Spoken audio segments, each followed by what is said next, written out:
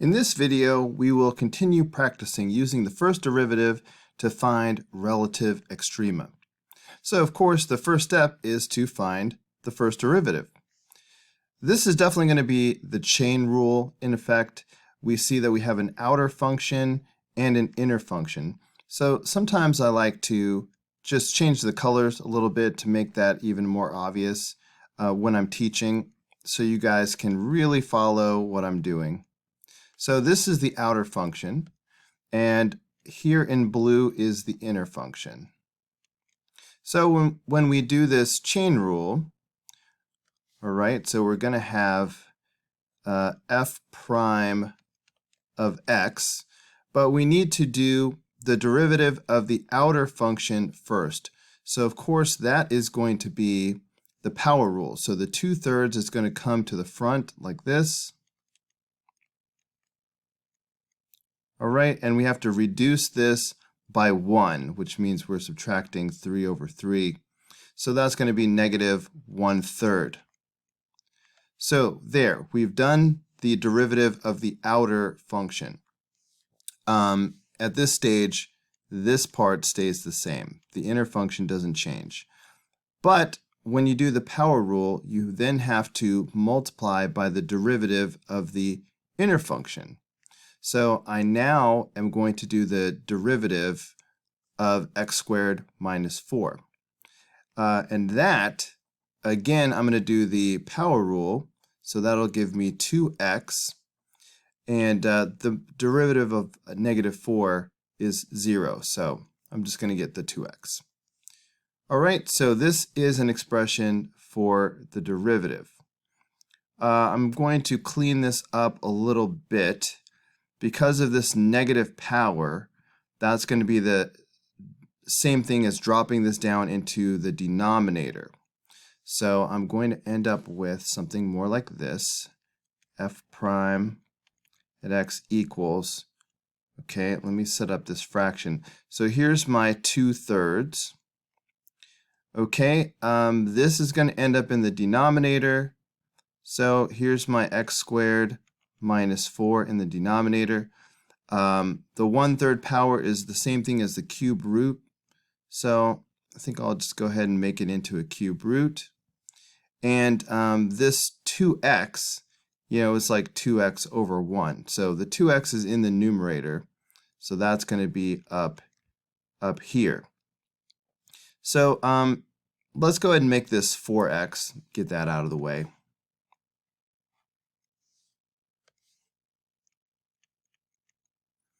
All right, so this is an expression for the derivative. In order to find the critical numbers, we need to think about two things. Where is this expression going to equal 0? And where is this expression going to be undefined? Okay, f prime of x is equal to 0. That's one source of critical values. All right, f prime of x is undefined. That's the other source of critical values. The first one is pretty easy. When you have a fraction and you want to see where this entire fraction is equal to 0, the only way a fraction can equal 0 is if the numerator equals 0. The denominator can't be 0. That's undefined. So only the numerator can equal 0.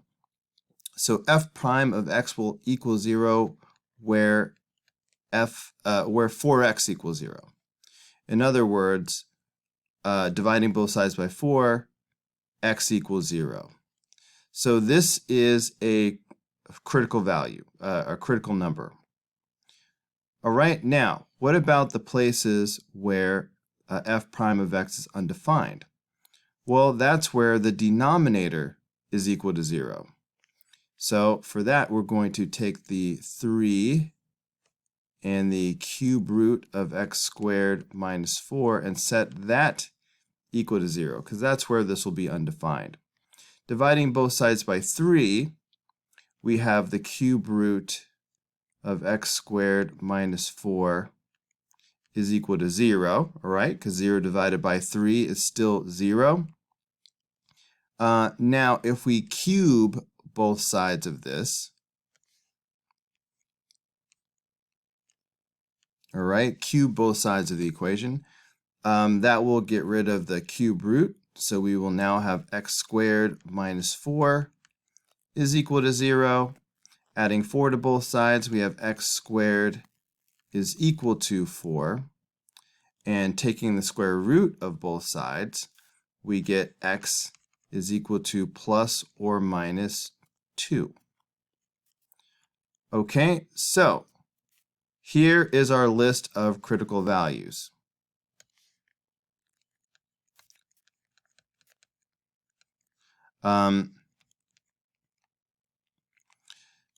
Sometimes I call them critical values because that's the way I was raised.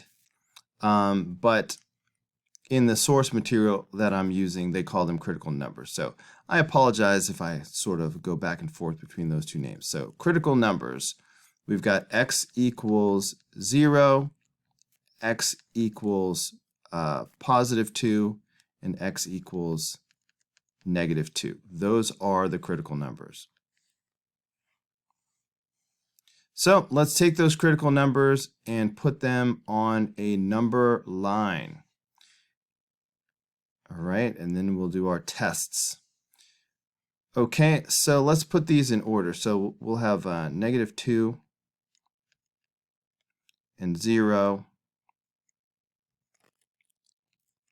and positive 2. Okay, this is a derivative number line, all right? So I like to put an F prime out here just to remind me that I'm doing derivatives out here on these streets. Now we need to pick some test values to do. So we need a test value in each interval. So for example, in this interval, I'm going to pick a test value of negative 3. In this interval, I can do negative 1. I'll do positive 1. And I'll do 3.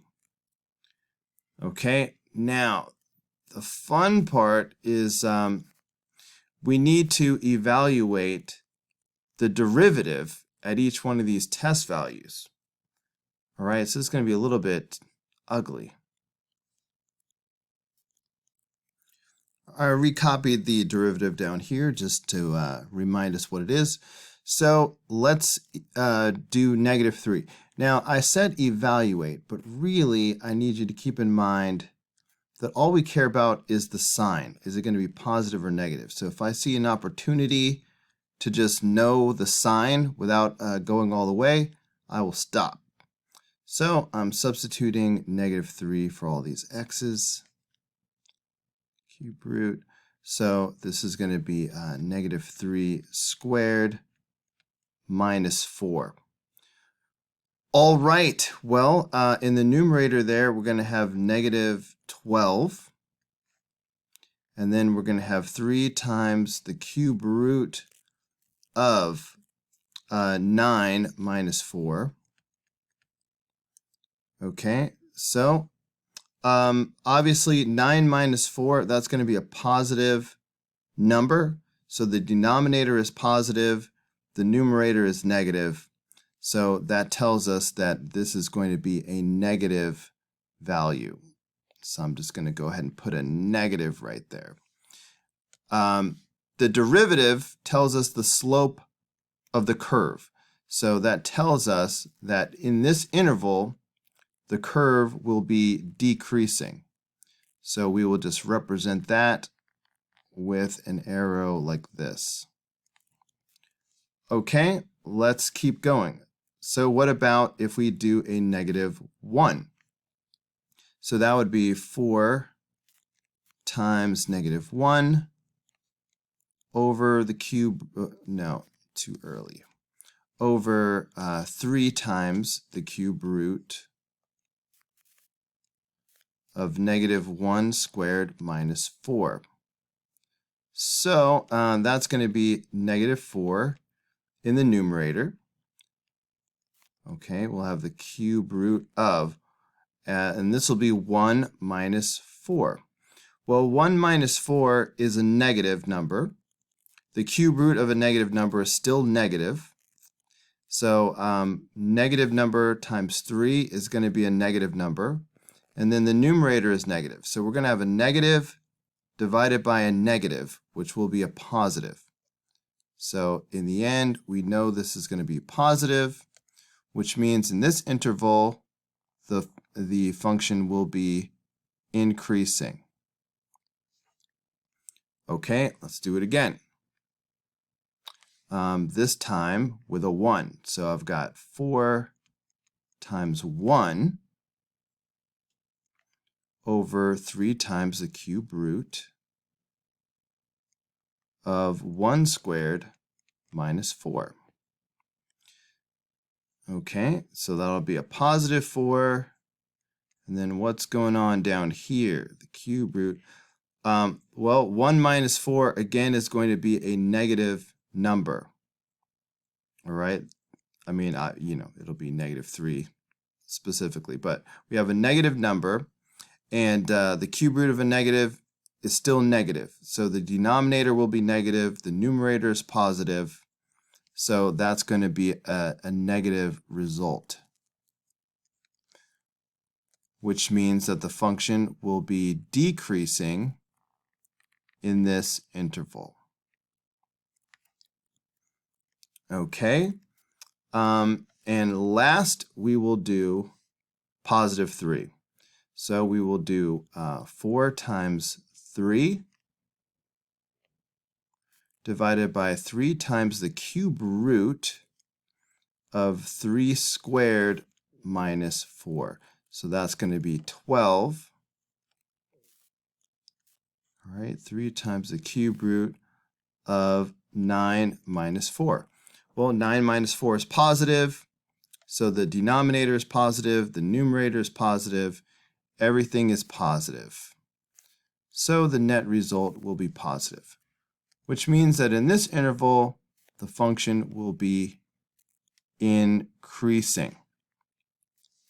So that tells us that at -2, we're going to have a relative minimum. At 0, we're going to have a relative maximum. And at +2, we're going to have a relative minimum. Let's go a step further and find the y values so we can have the whole point.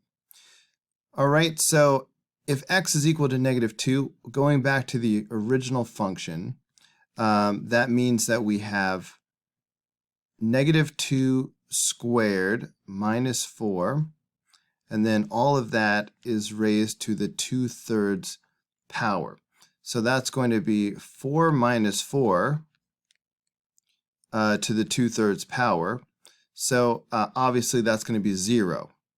So we end up with the ordered pair -2, 0.